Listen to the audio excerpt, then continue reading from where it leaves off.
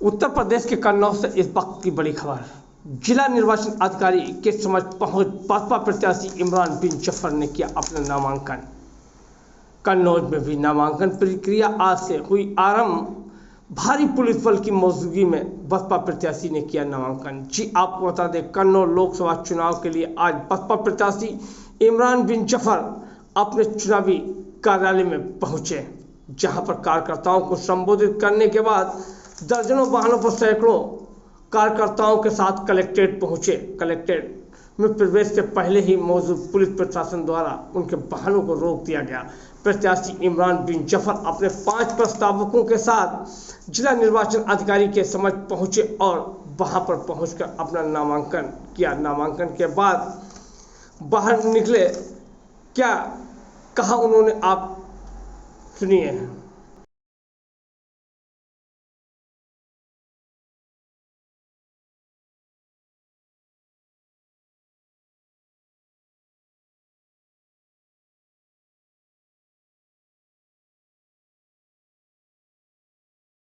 बिन Zafar Bahujan Samaj party से आज मैंने नामांकन कराया है और डीएम साहब ने बहुत बारीकी से नामांकन पत्रों को देखा और देखने के बाद जो है उसको स्वीकृत करके हमको आश्वासन दिया कि आपका स्वीकृत किया जाता है। क्या कुछ मुद्दे रहेंगे कन्नौज चुनाव में? देखिए, कन्नौज में तो मुद्दा बहुत सा है, लेकिन सबसे बड़ा मुद्दा जो होगा विकास का मुद्दा होगा, क्योंकि जो 40 साल से जिस परिवार का इस पर हुकूमत रहा, राज रहा, जिसको ये लोग गढ़ कहते हैं, हम तो 40 साल में क्या विकास किया है ये मेरी निगाहों ने देखा है।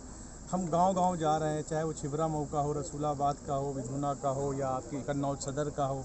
हालात बहुत बुरे हैं, बस से बदतर हैं।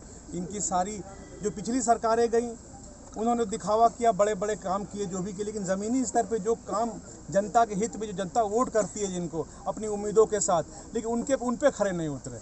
रोड बना दिया, सड़क बना दिया, ये हाईलाइट होने के लिए कि हम अगला 5 साल पूरा कर लें, लेकिन ज़मीन पे जो धरातल पे जो किसान हैं, जो माँ बहनें हैं, जो बच्चे हैं और जो छोटे छोटे कारोबारी हैं, लघु उद्योग, वो बहुत परेशान है। किस हम तो पूरा समझ लीजिए कि अभी आपका एक यहीं पे गांव है सदर कन्नौज में, धनौरागंज बुजुर्ग करके सकरान के बगल में, बहुत बुरा हाल है। पानी ऐसा भरा है उस गांव में, यकीन मानिए वहाँ के लोग रो रहे थे, कह रहे थे कि कोई आज तक नहीं आया। हम लोग डीएम के यहाँ चिट्ठी लिख के प्रशासन को दिखा कर थक गए, सांस लेना मुश्किल है। तालाब जैसा भरा है, माँ बहनें हेल हेल के उसमें जाती हैं। आपको लगता है कन्नौज का विकास नहीं हुआ है? बिल्कुल नहीं। कौन दोषी है उसके पीछे? नहीं, देखिए, पिछली तो 40 साल की जो परिवारवाद जिसको रहा, सपा सरकार पूरी तरीके से जिम्मेदार है।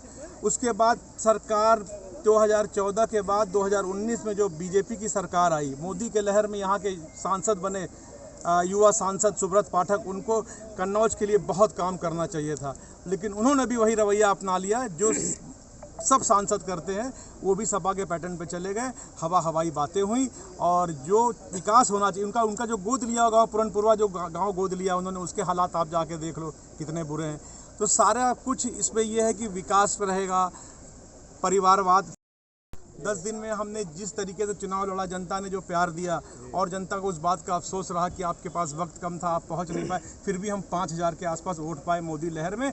और मुख्यमंत्री अखिलेश यादव जी थे उस दौर और माननीय डिम्पल यादव जी चुनाव लड़ रही थी। आप समझ सकते हैं कि मेरा चुनाव लड़ना उस वक्त कितना मुश्किल। अगर आप जीते तो क्या कुछ प्रमुख रहेगा, क्या कुछ करेंगे? और मुड़कर नहीं देखा, कैसे कह सकते, अगर मुड़ के नहीं देखा होता तो इस पार्टी मुझे टिकट ही नहीं देती। 5 साल तो आप जो है क्षेत्र में कहीं एक्टिव नहीं रहे हैं, जैसा कि आपने भी आरोप लगाया है कि 5 साल विकास नहीं। अच्छी ताकत आपने दे रखी है जिसके लिए हम करें।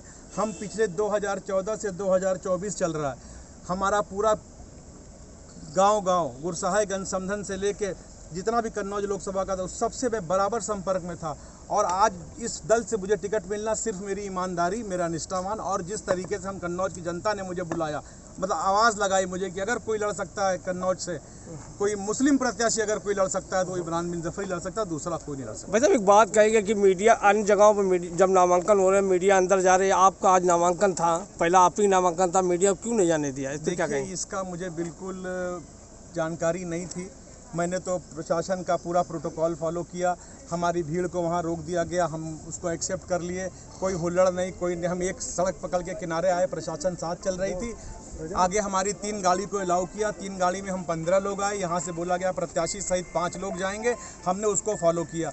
अगर आज के बाद, जैसे आज मुझे आप लोग को, हमारे पत्रकार भाइयों को आज नहीं जाने दिया गया, ये अगर किसी और में होता है, जैसे मान लीजिए कल सपा या भाजपा करती है नामांकन, उसमें अगर आप लोग जाते हो तो ये बहुत आपत्ति वाली बात होगी। इस पर मैं आपत्ति दर्ज कराऊंगा प्रशासन के खिलाफ।